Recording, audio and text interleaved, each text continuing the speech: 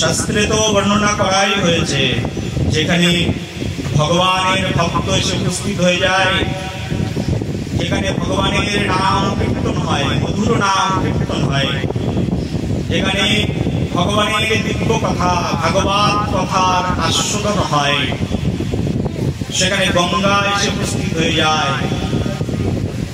আমাদের এই চিরাদতি উৎসব অনুষ্ঠিত হয়েছিল কোথায়? পানিহাটি। এটাও পানিহাটিতে পরিণত হয়ে যাবে। বলো রাধে রাধে, প্রেম সে বলো শ্রীহরির দিব্য কথা হরি ভগবত কথা শ্রবণের পূর্বে সর্বপ্রথমে আমার পরমারাধ্য পতিত পাবন শ্রী গুরু মহারাজ রূপ গোস্বামী পাদ বর্ণনা করেছেন উপদেশামৃত গ্রন্থের মধ্যে এই পৃথিবীর সর্বশ্রেষ্ঠ স্থান কোনটি? রূপ গোস্বামী পাদ বর্ণনা করতে করতে বলছেন এই পৃথিবীর সর্বশ্রেষ্ঠ স্থান এলাবৃত বর্ষ। পূর্বকালে সমগ্র পৃথিবীর নাম ছিল এলাবৃত বর্ষ। এই এলাবৃত বর্ষের মধ্যে সর্বশ্রেষ্ঠ স্থান কোনটি? বলছে ভারত ভূমি। ভারত ভূমি মধ্যে সর্বশ্রেষ্ঠ স্থান কোনটি? বলছে ভারত খণ্ড। ব্রাহ্মণ মন্ত্র পড়াই দেখবে, ভারত ভূমিতে ভারত খণ্ডে ভারত খণ্ড। ভারত খণ্ডের মধ্যে সর্বশ্রেষ্ঠ স্থান বলি মথুরা মন্ডল। বলি মথুরার মধ্যে সর্বশ্রেষ্ঠ স্থান বৃন্দাবন। বৃন্দাবনের মধ্যে সর্বশ্রেষ্ঠ স্থান কি? রূপ গোস্বামী পাদ বললেন বৃন্দাবনের মধ্যে সর্বশ্রেষ্ঠ স্থান হচ্ছে গিরিরাজ গোবর্ধন। বলে গোবর্ধন ভগবান কি? গোবর্ধনের মধ্যে সর্বশ্রেষ্ঠ স্থান, যে গোবর্ধনের মধ্যে সর্বশ্রেষ্ঠ স্থান রাধা কুণ্ড। রাধা কুণ্ড শ্যাম কুণ্ড কি? গোস্বামী পাদের কাছে প্রশ্ন নিবেদন করা হলো, গোস্বামী পাদ রাধা কুণ্ডের সে শ্রেষ্ঠ স্থান। গোস্বামী পাদের কলম থেমে গেল। পৃথিবীতে রাধা কুণ্ডের উপরে আর শ্রেষ্ঠ স্থান নেই। সেই রাধা কুণ্ডের মুকুট ভূষণ, সেই রাধা কুণ্ডের পরম ভাগবত আচার্য, পরম নাম নিষ্ঠ আচার্য আমার শ্রী গুরু মহারাজ। সেই রাধা কুণ্ডের মুকুট ভূষণ রূপে যিনি অবস্থান গ্রহণ করে দীর্ঘ দিব্য জীবন অমৃত আস্বাদন করে চলেছেন, হরিনাম অমৃত আস্বাদন করে চলেছেন, নাম কল্পতরু প্রভুর নিত্য নিত্য কালের সেবক আমার শ্রী গুরুদেব প্রায় দীর্ঘ 111 বৎসর যাবৎ শ্রী শ্রী রাধা কুণ্ড তটে বসে বসে দিব্য নামামৃত প্রেমামৃত আস্বাদন করে জগৎবাসীকে প্রেমামৃত নামামৃত রস আভাসে মধুময় এই নামের উচ্ছ্বাসে সমগ্র বিশ্বকে যিনি তরঙ্গায়িত প্লাবিত করে চলেছেন আমার শ্রী শ্রী গুরু মহারাজ শ্রী শ্রী 108 রামকৃষ্ণ দাস বাবাজি মহারাজের রাতুল চরণ কমলে সশ্রদ্ধ কোটি দণ্ডবাদ প্রণতিপাত জ্ঞাপন পূর্বক আজকের এই মহতি ভাগবতী অনুষ্ঠানে, এই মহতি পানিহাটি দণ্ড উৎসবের এই সুন্দর অনুষ্ঠানে যারা এসে উপস্থিত হয়েছেন, বাবাজি মহারাজ, পূজ্য বাবাজি মহারাজগণ এবং নামনিষ্ঠ প্রেমনিষ্ঠ ভাগবত নিষ্ঠ ভক্ত সজ্জন মণ্ডলী, জগৎ মাতার অংশ সম্ভূতা মাতৃমণ্ডলী, জগৎতার অংশ সম্ভূত সকলকার চরণে ধন্যবাদ প্রণতিপাত। আপনাদের আগমনের নাদি ধন্য হয়েছে উৎসব প্রাঙ্গণ। আপনারা এসেছেন বলে এই উৎসব প্রাঙ্গণ আজকে উৎসব মুখর হয়ে উঠেছে। আপনাদের আগমন এই স্থানকে খুব পবিত্র স্থানে পরিণত করে দিয়েছে। আপনাদের কাছে আপনাদের ঋণ, আপনাদের কাছে কৃতজ্ঞতা হাজারো বাক্যের অবতারণার মাধ্যম দিয়ে শেষ করা সম্ভব নয়। তথাপিও এই ভাগবত মঞ্চ থেকে সকলের চরণে প্রণাম। আজকে আমরা এই যে সুন্দর অনুষ্ঠানের আয়োজন করেছি, প্রথমবার আমরা বুঝতে পারছিলাম কেমন করে আয়োজন করতে হবে। তথাপিও আমাদের এখানে কিছু শিষ্যবৃন্দরা, কিছু ভক্তবৃন্দরা এখানে একত্রিত হয়েছেন। বিশেষ করে এই গ্রামবাসীর মানুষজন তাদের ঐকান্তিক নিষ্ঠা সকলকে সঙ্গে করে নিয়ে আজকের এই সুন্দর অনুষ্ঠানের আয়োজন করা হয়েছে মাঠের মাঝখানে। একেবারে আমরা এখন 1 বছর পূর্ণ হয়নি, এই জমিটা ক্রয় করেছি। কেনার উদ্দেশ্য হচ্ছে এখানে একটা শ্রী মন্দির নির্মাণ করা। এখানে একটি শ্রী মন্দির নির্মাণ হবে, আর তারই সূচনা এই ভক্তদের আগমন। শাস্ত্রে বর্ণনা করা হচ্ছে যেখানে ভক্তরা এসে উপস্থিত হয়ে যায়, ভক্ত যেখানে আগমন করেন, ভক্তের পদধূলি যেখানে পড়ে, সেটাই তীর্থক্ষেত্রে রূপান্তরিত হয়ে যায়। আজকে এটা মহাতীর্থে রূপান্তরিত হয়েছে। আজকে ভক্তবৃন্দরা এসেছেন দূর দূরান্ত থেকে, এটি মহান তীর্থে রূপান্তরিত হয়ে গেছে। এই স্থান পুণ্যভূমিতে রূপান্তরিত হয়েছে। শাস্ত্রের মধ্যে বর্ণনা করা হয়েছে যেখানে ভাগবত কথা হয়, ভগবানের দিব্য নাম কীর্তন হয়, যেখানে ভাগবত কথা হয়, যেখানে ভাগবত অচ্যুত উদার কথা প্রসঙ্গ যেখানে কীর্তন হয়, অচ্যুতের কথা যেখানে কীর্তিত হয়, সেই স্থানে গঙ্গা এসে উপস্থিত হয়ে যায়। আমরা দেখতে পাচ্ছি না এখানে গঙ্গা, কিন্তু প্রকৃতপক্ষে এখানে গঙ্গা এসে উপস্থিত হয়েছে। বলো সবে রাধে রাধে। পানিহাট উৎসব হয়েছিল গঙ্গার তটে, এটাও গঙ্গার তট, দেখতে পাচ্ছি না কিন্তু গঙ্গা এসেছে। যার দেখার চোখ আছে তিনি দেখে নিয়েছে। বলো সবে প্রেম সে বলো। এখানে গঙ্গা এসেছেন না আসেননি? বলো অবশ্যই। ওই যেখানে কৃষ্ণ কথা হয় সেখানে গঙ্গা এসে উপস্থিত হয়ে যায়। পানিহাটির উৎসবে নিত্যানন্দ প্রভু মহাপ্রভুর জন্য একটা থালা প্রতিস্থাপন করেছেন। বলছেন এটা কার জন্য? এই থালাটা সংরক্ষিত রাখলে চিরাদুতি উৎসবে।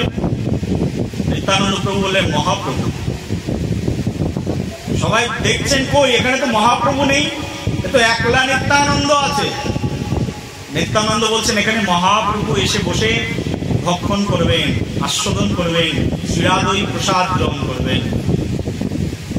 কোন কোন ভাগ্যবান ভক্তরা দেখলেন নিত্যানন্দ প্রভু নিজে মাখছেন, হাতে করে মাখছেন, চিড়ে, দই, মুড়ি, মুরগি, দুগ্ধ, ঘৃত, কত কিছু একসঙ্গে মাখছেন। মেখে নিয়ে মহাপ্রভুকে বলছেন প্রভু গ্রহণ করো। মহাপ্রভু গ্রহণ করছেন, হাতের থেকে চলে গেল। কেউ কেউ দেখছেন নিত্যানন্দ প্রভুর হাতের প্রসাদ অদৃশ্য হয়ে গেল। কেউ কেউ দেখছেন না, নিত্যানন্দ প্রভুর হাতের প্রসাদ স্বয়ং মহাপ্রভু আস্বাদন করছেন। বলো মহাপ্রভু কি, গৌরাঙ্গ ভগবান কি। নিত্যানন্দ প্রভু মহাপ্রভুর মুখে ধরছেন, আবার দেখছেন মহাপ্রভু আবার নিত্যানন্দ প্রভুর মুখে ধরছেন। নিতাই আহার করছেন গৌরের হস্তামৃত, আর গৌরাঙ্গ আহার করছেন নিত্যানন্দ প্রভুর হস্ত থেকে বিগলিত অমৃত।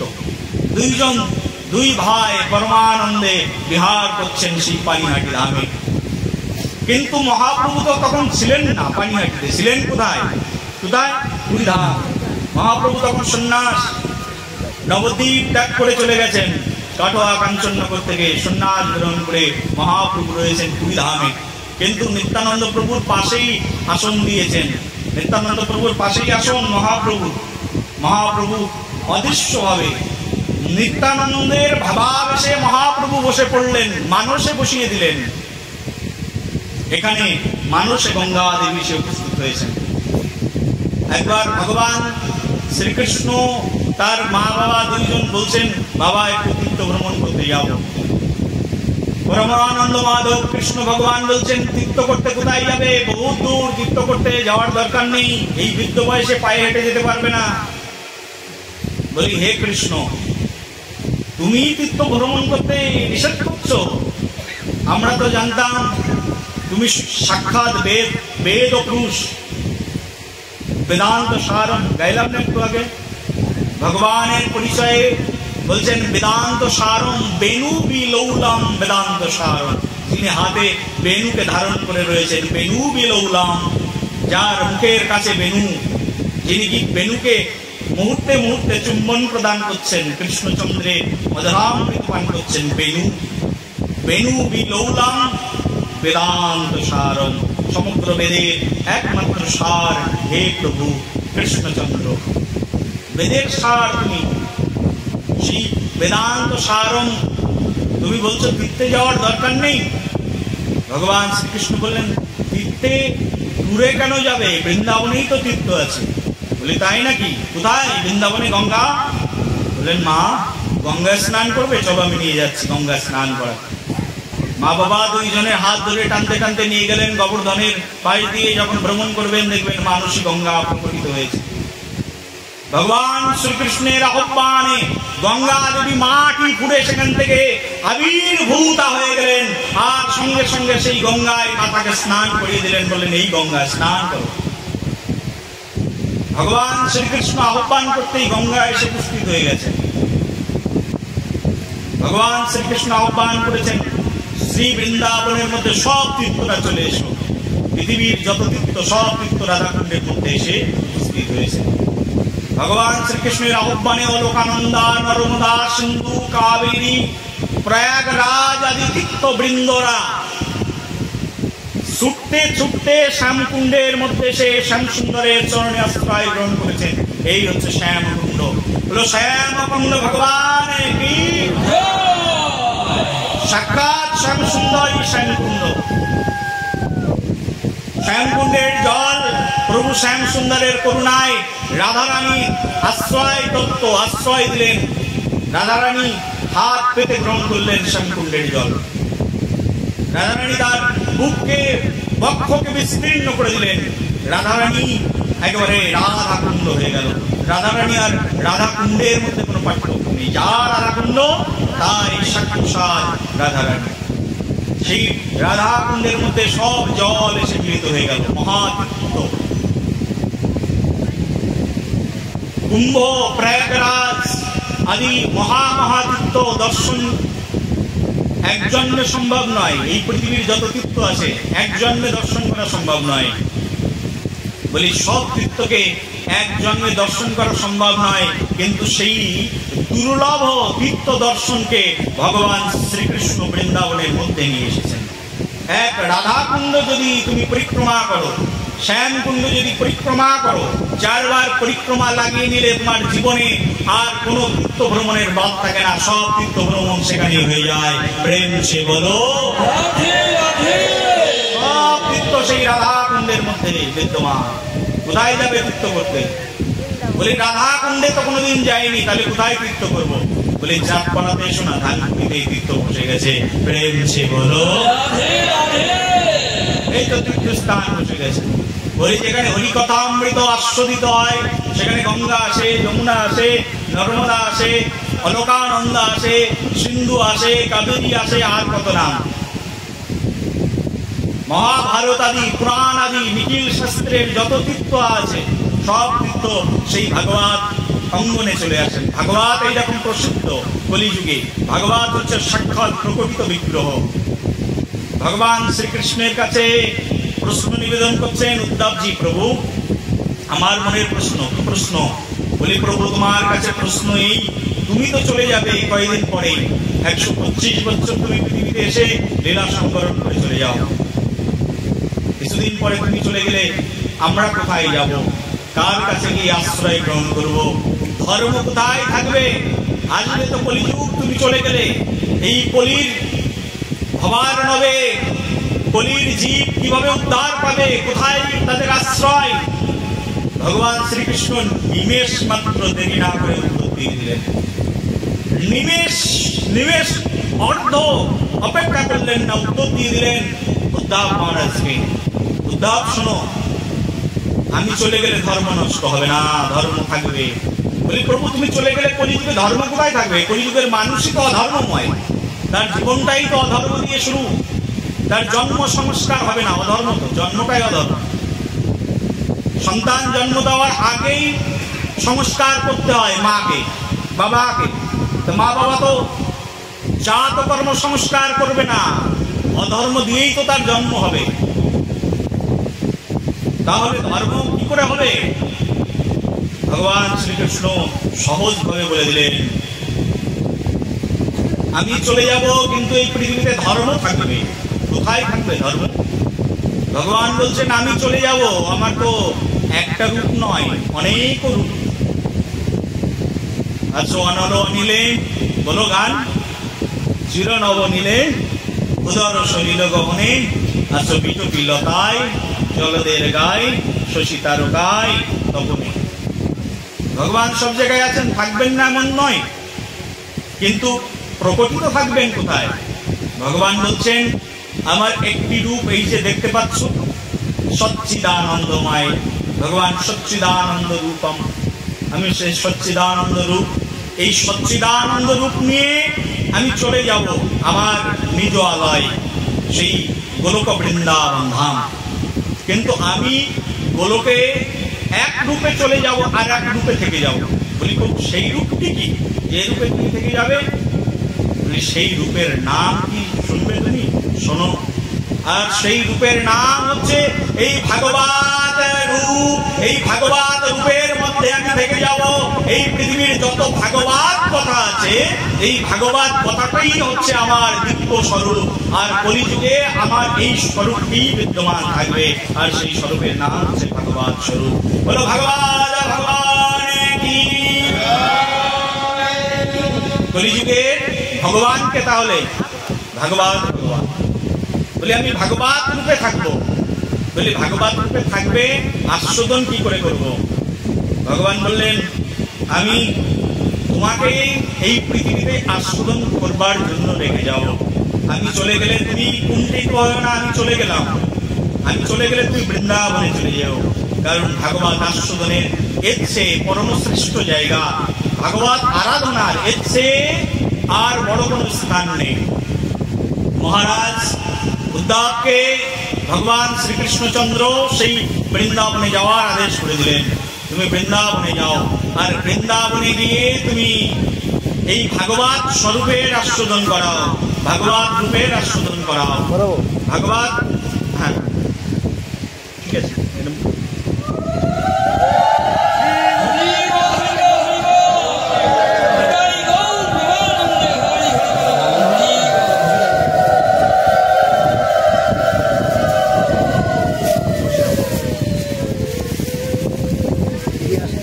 যখন বৃন্দাবনে যাবে, বৃন্দাবনে গেলে যে স্বরূপ, বৃন্দাবনের সেই স্বরূপটি হচ্ছে ভাগবতময় স্বরূপ থাকবে।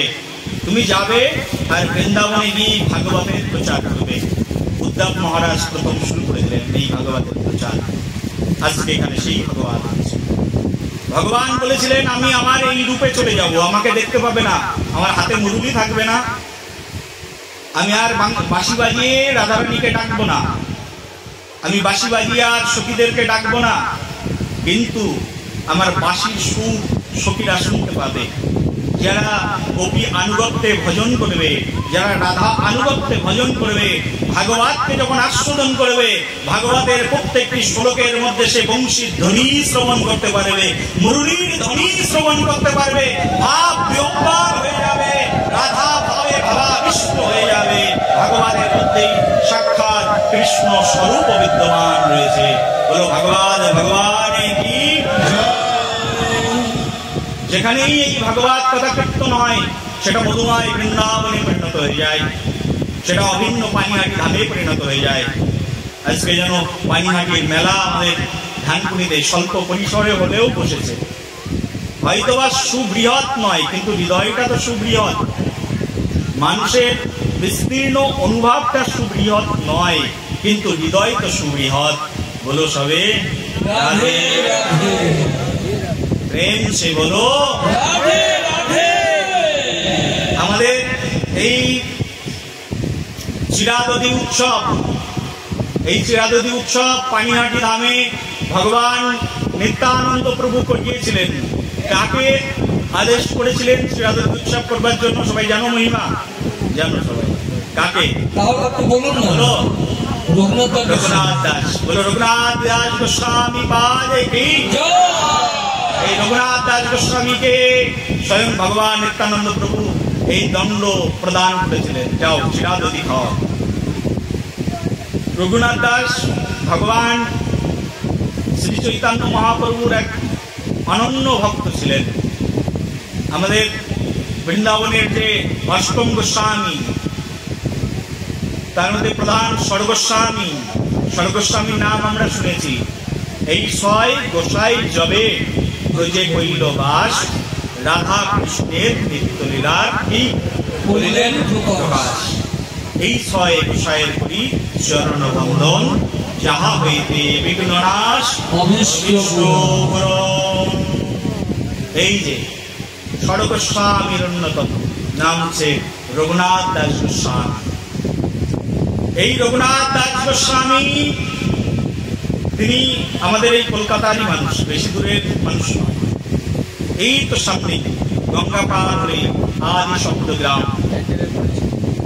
রঘুনাথ দাস গোস্বামী বাদ এখানেই থাকতেন। জমিদার পুত্র ছিল, পিতার নাম হিরণ্য গোবর্ধন মজুমদার, কায়স্থ জমিদার তৎকালীন সময়ে। প্রত্যেক মাসে পিতৃ ইনকাম ছিল 1 লক্ষ স্বর্ণ মুদ্রা। মুদির ছাপানো টাকা নয়, স্বর্ণ মুদ্রা, সোনার টাকা। জমিদার পুত্র রঘুনাথের হৃদয়ের মধ্যে বৈরাগ্যের উদয় হলো। আর এই বৈরাগ্যের উদয় হওয়ার কারণ হচ্ছে ভক্ত সঙ্গ। কার সঙ্গ করলে হৃদয়ে ভক্তির উদয় হয় বলো? ভক্তের সঙ্গ এইরকম যে ভক্ত সঙ্গই আমাদেরকে বৈরাগ্য প্রদান করে দেয়। ভক্তের সঙ্গে তেমন আনন্দিত অনুক্ষণ। ভক্তের সঙ্গের মধ্যে থাকবে, মনের ভিতরে সবসময় আনন্দ থাকবে। ভক্ত সঙ্গ মানে আনন্দময় জীবন, এমন জীবন আর হয় না ভক্ত সঙ্গ। বিভিন্ন স্থান থেকে ভক্তরা এসেছেন, কপালে তিলক করা, হাতে জপের মালা, দিব্য নামামৃত কীর্তনে মুখরিত। এই ভক্ত সঙ্গের মধ্যে যে আনন্দ সিন্ধু লুকিয়ে রয়েছে, গৃহের কোণে সারাদিন ভজন করে সেই আনন্দ সিন্ধুর 1 বিন্দু অর্জন করতে পারবে না। প্রেম হচ্ছে বলো রাধে রাধে। ভক্ত সঙ্গে যে আনন্দ সিন্ধু বিদ্যমান, তার 1 বিন্দু পাবে না গৃহের মধ্যে থাকলে। এই ভক্ত সঙ্গের ফলেই আজকে রঘুনাথ দাস গোস্বামীতে পরিণত হয়েছেন। রঘুনাথ দাস গোস্বামী হয়েছেন যার ফলশ্রুতিতে তিনি হচ্ছেন ভক্ত সঙ্গের ফল। ভক্ত সঙ্গ এই জগতে কখনো কোনো দিনের জন্য বৃথা যায় না। রঘুনাথ দাস গোস্বামী পাদ ছোট্ট যখন বালক, বসে যাও, রঘুনাথ দাস গোস্বামী পাদ যখন এরকম ছোট বালক, রঘুনাথ দাস গোস্বামী খুব বিনয়ী ছিলেন। এখনকার যুগের বাচ্চাদের মতো নয়। বাড়িতে আমি কখনো কখনো কারোর বাড়িতে গিয়ে উপস্থিত হলাম,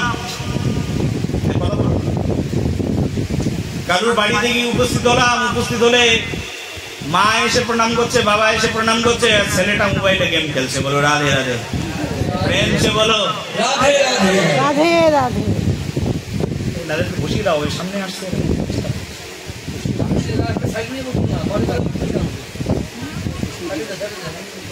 এই আমাদের কমিটির ভক্তরা একটু এদিকে এসে আর 2-1টা আসন পেতে দাও, এদিকে সামনের দিকে। কমিটির ভক্তরা সামনের দিকে এসে আসন পেতে দাও 2-1টা। জায়গা কম হয়ে গেছে, আশেপাশে সেট করে দাও। রঘুনাথ দাস গোস্বামী পাদে কি। এই রঘুনাথ দাস গোস্বামীর বাবা নাম কি বললাম তাহলে বলো সবাই? কি নাম? হিরণ্য গোবর্ধন মজুমদার। কায়স্থ বংশে জন্মগ্রহণ করেছিলেন রঘুনাথ দাস গোস্বামী। যখন ছোট ছিলেন তখন রঘুনাথ দাস গোস্বামী খুব বিনয়ী ছিলেন। বৈষ্ণব দর্শন করলে নিয়ম কি বলতো? হ্যাঁ, প্রণাম করা। বৈষ্ণব দেখিয়া যেবার মাথা, যাগযজ্ঞ পূজা পার্বণ সবই হবে বৃথা। বলো রাধে রাধে রাধে রাধে। বৈষ্ণব দেখে যে মাথা নত করে না, তার সব পুজো পার্বণ, তার জীবনের তপস্যা সব ব্যর্থ হয়ে যায়। রঘুনাথ দাস গোস্বামী বৈষ্ণব দর্শন করলেই প্রণাম করতেন। একদিন রঘুনাথ দাস গোস্বামী তখন খুব ছোট, তখন রঘুনাথ দাস গোস্বামী যখন তিনি টোলে পড়াশুনো করতেন, সেই সময় একজন পরম বৈষ্ণবের সাক্ষাৎ হয়ে গেল। শৈশবকালে, বাচ্চাকালেই সাক্ষাৎ হয়ে গেল এক পরম বৈষ্ণবের। নাম হচ্ছে নামাচার্য ঠাকুর হরিদাস। গুরুন গ্রামেতে জন্মিলেন ঠাকুর হরিদাস, সেই ভাগ্যে সে সকল দেশে কীর্তন প্রকাশ। ঠাকুর হরিদাস গুরুন গ্রামে জন্মগ্রহণ করেছেন। মহাপ্রভুর অগ্রজ পার্ষদ, মহাপ্রভুর 3 ধরনের পার্ষদ আছেন, তার মধ্যে অগ্রজ পার্ষদ। মহাপ্রভুর জন্মের 35 বছর পূর্বে নামাচার্য ঠাকুর হরিদাস এই গুরুন গ্রামে আবির্ভূত হয়েছিলেন। গুরুন গ্রামটা বর্তমানে বাংলাদেশের মধ্যেই পড়ে গেছে। তৎকালীন সময়ে বাংলাদেশ ভারত এরকম ভাগ ছিল না তো। পূর্বকালের বৃহৎ যে বঙ্গভূমি, সেই বঙ্গের মধ্যে গুরুন গ্রাম, সেই গুরুন গ্রামের মধ্যে ঠাকুর হরিদাস আবির্ভূত হয়েছিলেন। ঠাকুর হরিদাস মুসলিম কুলে জন্মগ্রহণ করেছিলেন। পিতার নাম হচ্ছে খানাউল্লাহ কাজী। খানাউল্লাহ কাজীর গৃহে ঠাকুর হরিদাস জন্মগ্রহণ করলেন, আবির্ভূত হলেন।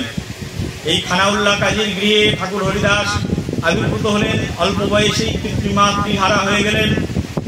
শৈশবে তিনি গরুর দুধ খেয়ে 5 বছর কাটিয়েছেন। শান্তিপুরে এসে অদ্বৈত ঠাকুরের কাছ থেকে তিনি নাম মন্ত্র গ্রহণ করেছেন। অদ্বৈত ঠাকুরের টোলে অধ্যয়ন করেছেন ঠাকুর হরিদাস।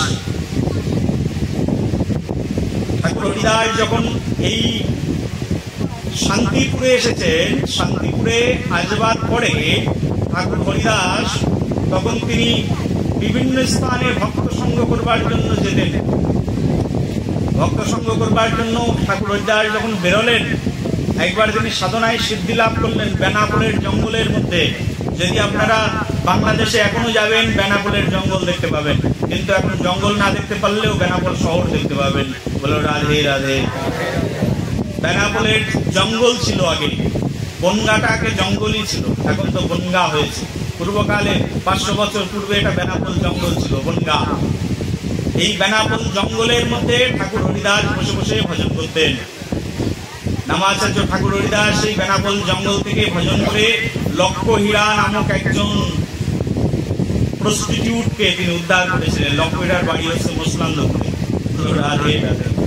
মুসলান্দপুরের আশেপাশে হবে। তবে এখন আর মুসলান্দপুরের আশেপাশের মানুষ আর লক্ষ্যহীরার মতো নেই, তারা প্রকৃত হীরায় পরিণত হয়েছে। বলো সবে রাধে রাধে। প্রেম সে বলো রাধে রাধে। লক্ষ্যহীরাকে উদ্ধার করেছেন নামাচার্য ঠাকুর হরিদাস বেনাপোল দিয়ে। এখন আমাদের হরিদাস থেকে আমাদের কয়েকজন শিষ্যরা এসেছেন। হরিদাস কে কে এসছে দেখি? হরিদাসপুর, নরহরিপুর, ওই এই যে অনেকে এসছে। হরিদাসপুরের উপর দিয়ে চলে এসছেন ঠাকুর হরিদাস। আর এই হরিদাসপুরে যে নদী ছিল, নদীর নাম হচ্ছে নয়নভাঙা নদী। এই নদীর উপর দিয়ে হরিদাস ঠাকুর এসেছিলেন নরহরি ঠাকুরকে সঙ্গে করে নিয়ে। নরহরি ঠাকুর আর হরিদাস এক নৌকায় পার হতে হতে মাঝখানে এসছেন। এত খরস্রোত, সেই স্রোতে নৌকা যায় ভেঙে। আর নৌকা ভেঙে গেলে হরিদাস ঠাকুর সাঁতরে চলে আসে এই পারে, আর নরহরি ঠাকুর সাঁতরে চলে যায় পিছনের দিকে। আর নরহরি ঠাকুর থাকতেন ওই পারে, নাম হয়ে গেল নরহরিপুর। আর এই পারে থাকতেন হরিদাস ঠাকুর, নাম হয়ে গেছে হরিদাসপুর। বলো রাধে রাধে। বলো ঠাকুর হরিদাস কি, নরহরি ঠাকুর কি। এখনো তোমাদের গ্রামের নাম কি? নরহরিপুর নাকি? এইবারের নাম কি? হরিদাসপুর এখনো আছে। সেই 550 বছর আগের ইতিহাস। হরিদাস ঠাকুর এই পথ দিয়ে এসছেন। হরিদাস ঠাকুর এখান থেকে যখন এসছেন, প্রথমে গিয়ে উঠেছেন শান্তিপুরে। শ্রী গুরু পাঠে অদ্বৈত ঠাকুরকে আশ্রয় গ্রহণ করেছেন। হরিদাস ঠাকুরের শ্রীপাঠ। হরিদাস ঠাকুর যখন শান্তিপুরে গিয়ে উঠলেন, শান্তিপুর থেকে তখন হরিদাস ঠাকুর শান্তিপুরে ব্রাহ্মণ সমাজ হরিদাস ঠাকুরকে খুব উৎপীড়ন করতে থাকলেন।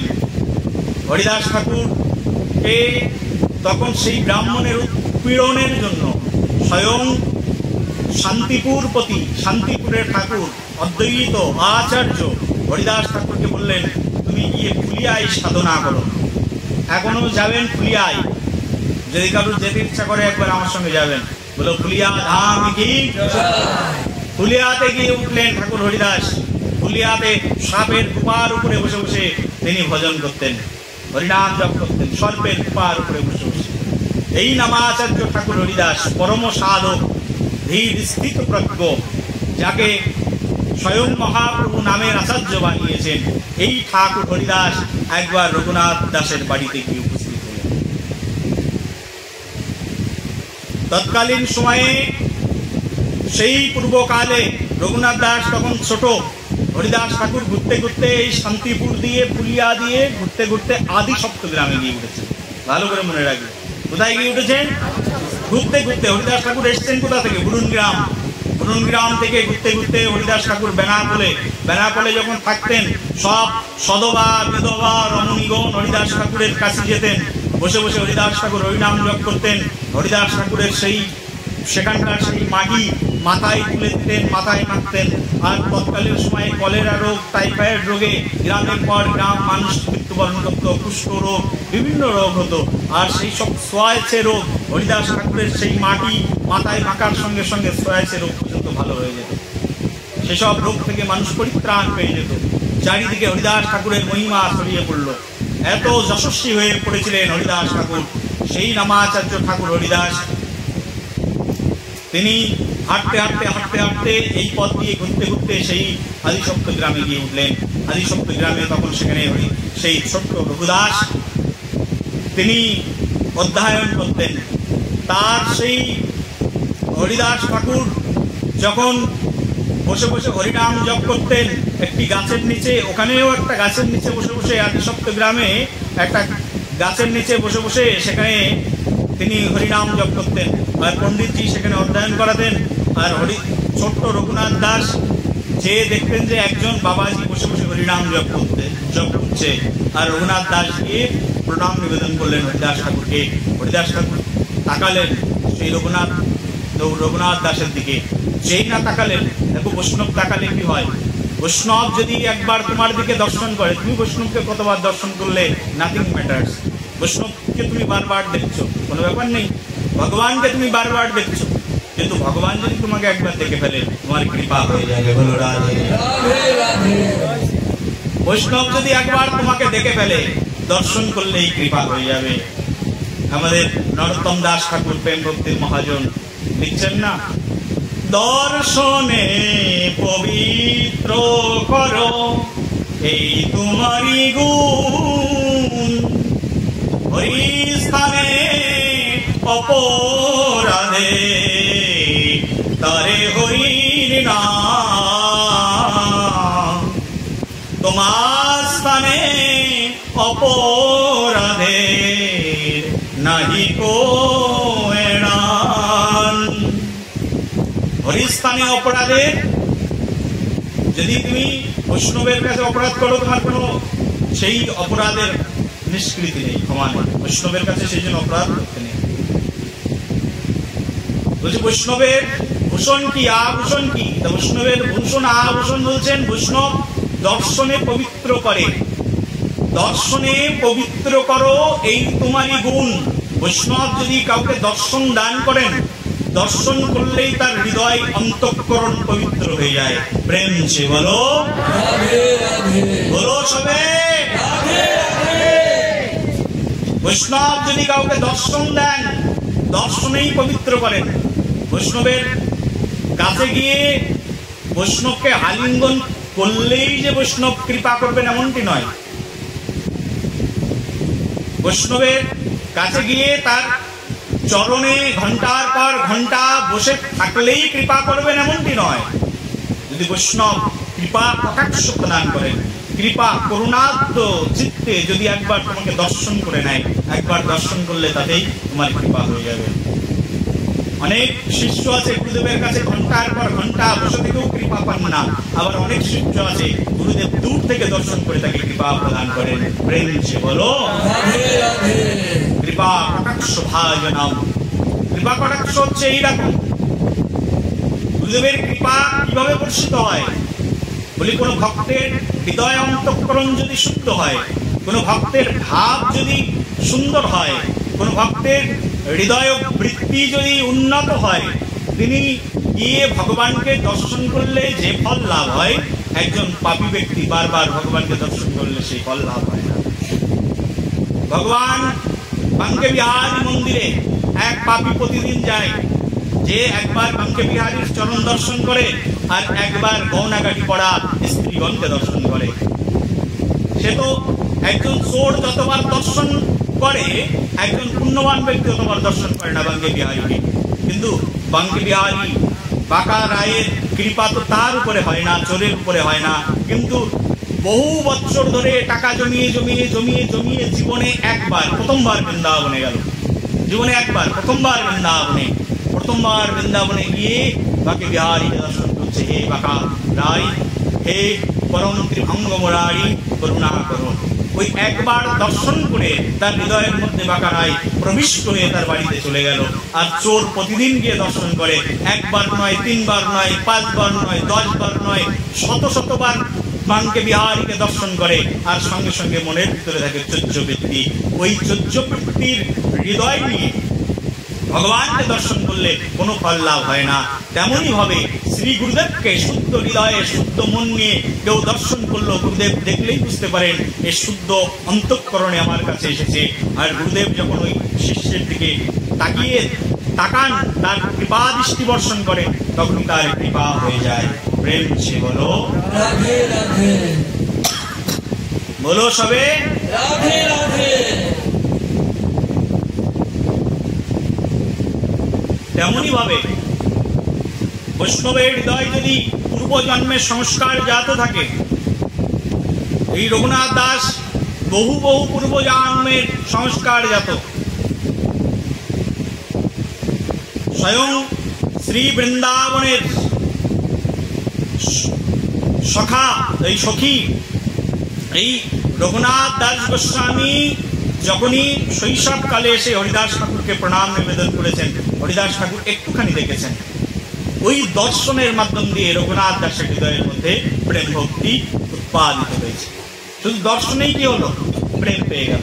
দর্শন এইরকম যে দর্শনেই তার হৃদয়ের মধ্যে প্রেম জেগে গেল। দর্শনে পবিত্র করো এই তোমারই গুণ, দর্শনেই পবিত্র করে দিল সেই রঘুনাথ দাসের হৃদয়। প্রতিদিন হরিদাস ঠাকুর বসে বসে হরিনাম জপ করতেন, প্রায় 1 মাসের মতো ছিলেন। প্রতিদিন বসে বসে হরিনাম জপ করতেন। আর রঘুনাথ দাস প্রতিদিন গিয়ে হরিদাস ঠাকুরকে প্রণাম করতেন। ভগবানকে পেতে গেলে ভগবানের ভক্তের কাছে আসতে হয়। যতক্ষণ পর্যন্ত না তুমি ভক্তের কাছে আত্মসমর্পণ না করবে, ততক্ষণ ভগবানকে তুমি লাভ করতে পারবে না। ভগবান ভগবান করে পাষাণে মাথা কুটলেও ভগবানকে পাওয়া যায় না। শুধু ভক্তের কাছে গিয়ে আত্মসমর্পণ করলেই সেই ভগবানকে লাভ করা যায়। বলো রাধে রাধে।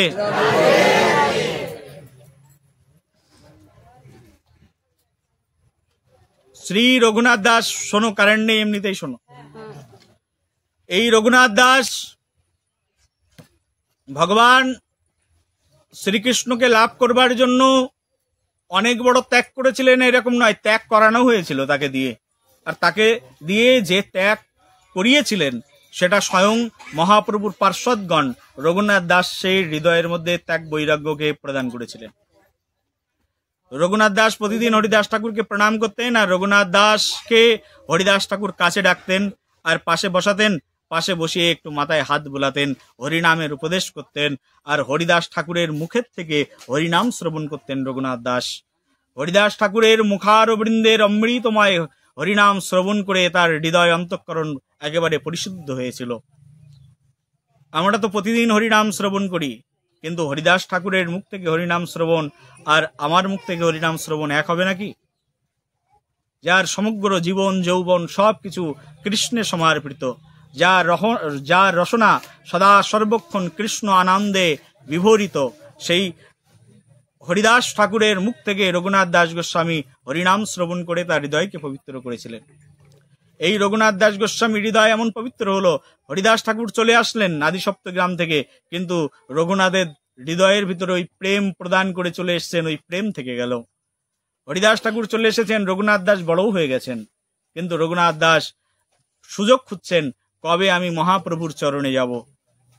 একদিন মহাপ্রভুর কাছে রঘুনাথ দাস চলে এসছেন। রঘুনাথ দাস মহাপ্রভুর কাছে এসে বলছেন, হে প্রভু, আপনি স্বয়ং ভগবান, কৃপা করে আমাকে আপনার চরণে আশ্রয় দিন, আমি সন্ন্যাস হয়ে যেতে চাই, আপনার চরণে থাকতে চাই। ভগবান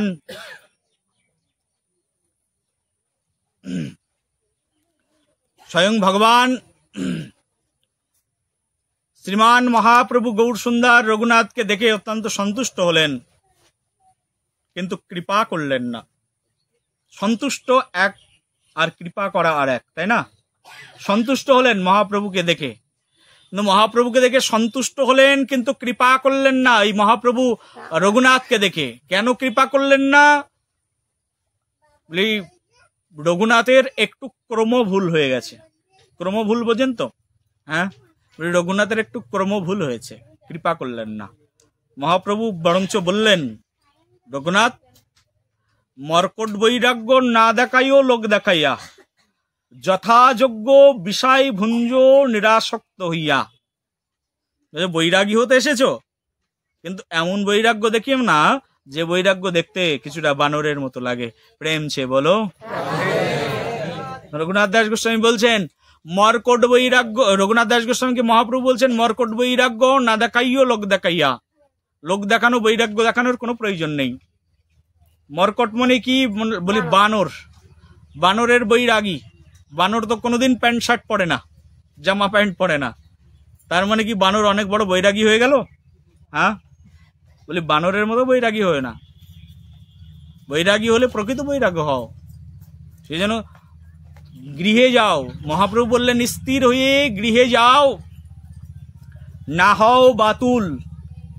চৈতন্য চরিতামৃতে কৃষ্ণদাস কবিরাজ গোস্বামী বলছেন, স্থির হয়ে গৃহে যাও, না হও বাতুল, ক্রমে ক্রমে পাবে তুমি ভব সিন্ধু কুল। বল গৌর প্রেমানন্দে।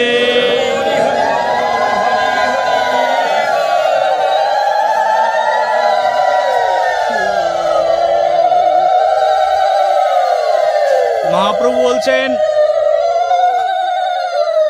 একেবারে স্থির হয়ে যাও, স্থির হয়ে গৃহে যাও, না হও বাতুল। বাতুল হয়েও না, ক্রমে ক্রমে একেবারে ধীরে ধীরে পাবে ভব সিন্ধুকুল। এই ধীরে ধীরে শব্দটাকে প্রয়োগ করে দিলেন ব্যাকরণের। বুঝতে গিয়েই রঘুনাথের একটা লং সময় চলে গেল। ধীরে ধীরে পাবে তুমি ভব সিন্ধুকুল, তার মানে ধীরে ধীরে স্টেপ বাই স্টেপ উঠতে হবে। সেটা কি? বলি, যার এখনো গুরু কৃপা হয়নি তার গৌর কৃপা হয় না। বলো রাধে রাধে। রঘুনাথ দাস গুরু গ্রহণ না করেই গৌরাঙ্গের কাছে চলে এসেছেন। গৌরাঙ্গ বলছেন বাড়িতে ফিরে যাও। প্রেম ছে বলো আরো জোরে।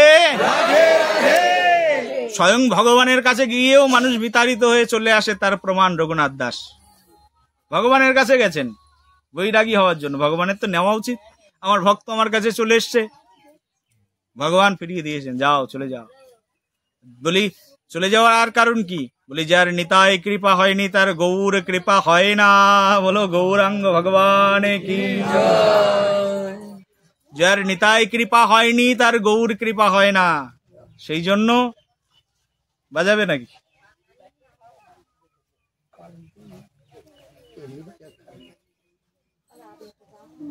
নিতায় পদ কমল কোটি চন্দ্র সুশীতল।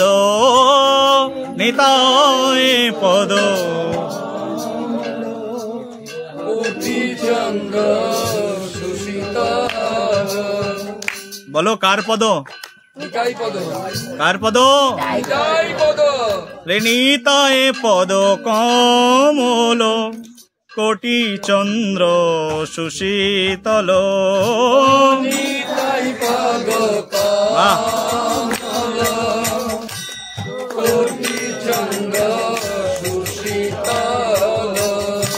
যে ছায়ায় জগত জুড়ায়,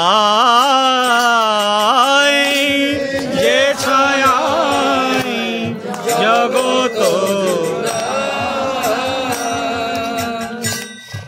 কার ছায়ায় গেলে জগৎ জুড়ায়? নিত্যানন্দের। নিত্যানন্দের ছায়া, সেখানে না গেলে উদ্ধার নেই। সেই জন্য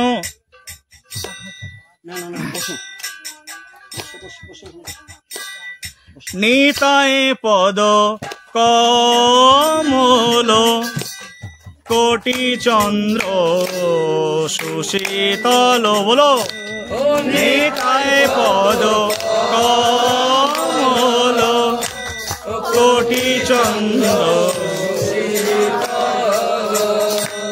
যে ছায়ায় জগত জুড়ায়, যে ছায়ায়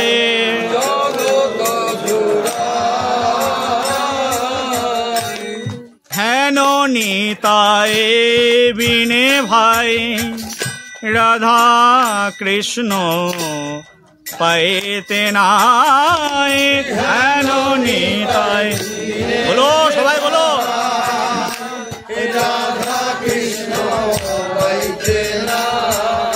আর দৃঢ় করি ধরণী তার পায়, দৃঢ় করি ধরণী তার পায়, দৃঢ় করে ধরণী তায়ের পায়, দৃঢ় করি ধরণী তায়ের পায়। তার মানে কি বুঝলাম বলো? নিতাই বিনে এই জগতে আর উপায় নাই, হেন নিতাই বিনে ভাই রাধা কৃষ্ণ পাইতে নাই। কাকে না পেলে হবে না?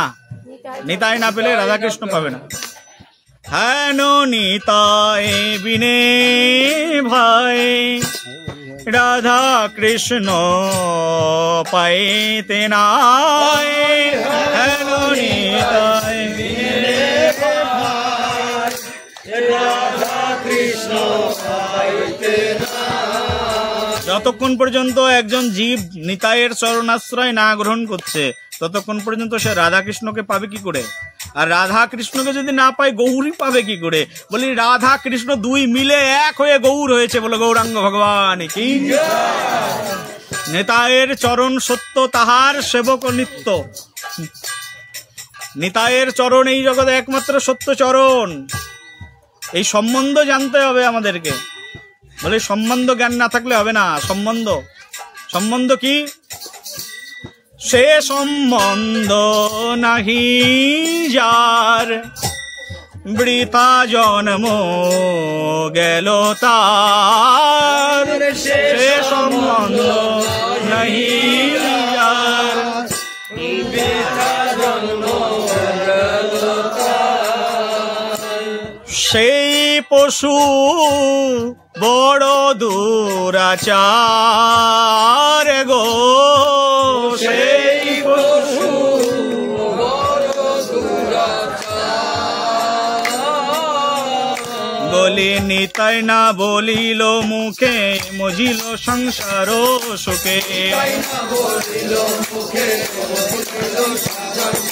বিদ্যাকুলে কি হইবে তার,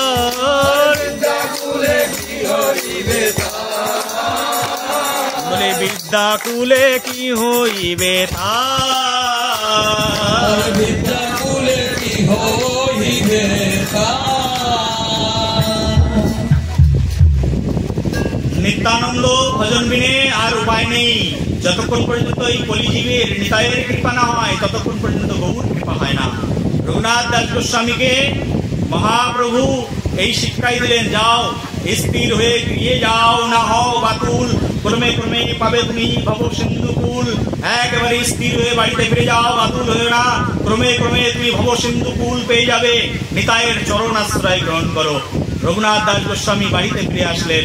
আর বাড়িতে ফিরে আসলে তার বৈরাগ্য দেখে তার বাবা মা মনে করলেন, এই রঘুনাথকে তো আর ঘরে ধরে রাখা যায় না, একবার মহাপ্রভুর কাছে চলে যায়, এখানে চলে যায়, সেখানে চলে যায়, একে তাড়াতাড়ি বিয়ে করে দাও। যদি বিয়ে করিয়ে দাও তাহলে বিয়ে করলে হয়তো বা সংসারের প্রতি মন থাকবে। জমিদারের পুত্র সঙ্গে সঙ্গে বিয়ে করিয়ে দিলেন। রঘুনাথ দাস গোস্বামী বিয়ে করলেন, স্ত্রীর প্রতি মন নেই, মন পড়ে আছে গৌর চরণে। গৌরাঙ্গ ভগবান কি জয়। একবার যিনি গৌর চরণ দর্শন করে নিয়েছেন এই জগতে আর কোন চরণের প্রতি তার মন থাকে না। একবার যিনি গৌর চরণ দর্শন করে নিয়েছেন এই জগতের কোনো কিছুই তার আর ভালো লাগে না। স্বয়ং গৌর চরণে মনকে নিবিষ্ট করে নিয়েছেন, আর গৌর চরণে মন নিবিষ্ট করে রঘুনাথ দাস গোস্বামী আর গৃহের প্রতি তার সকল আসক্তি একেবারে চলে গেছেন, এরা আসক্ত হয়ে গেছেন গৃহে। রঘুনাথ দাস গোস্বামী পাদ এই আসছে আমাদের শ্রীরাধী উৎসব, শ্রীরাধই নিয়ে আসছেন আমাদের বাবারা মায়েরা, সবাই একবার উলুধ্বনি হরিধ্বনি করো। শ্রীরাধী আসছে আমাদের মাঝখানে, আর রঘুনাথ দাসের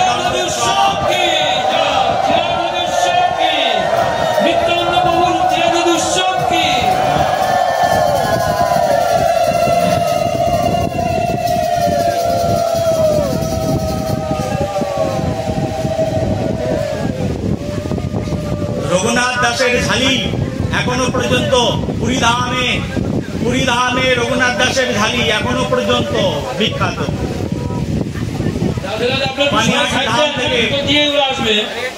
একটু সাইড দাও, ভিতর থেকে একটু সাইড দাও।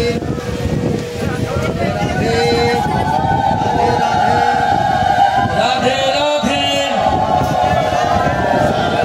রাধে রাধে বলো নিত্যানন্দ রাম কি জয়, হরি ধাম কি জয়, শ্রীরাধী মহোৎসব কি জয়, আনন্দ মহোৎসব কি জয়, রাঘবের ঝালি কি জয়, শ্রীমান মহাপ্রভু গৌর সুন্দর কি জয়, গৌরাঙ্গের ভক্তগণ কি জয়।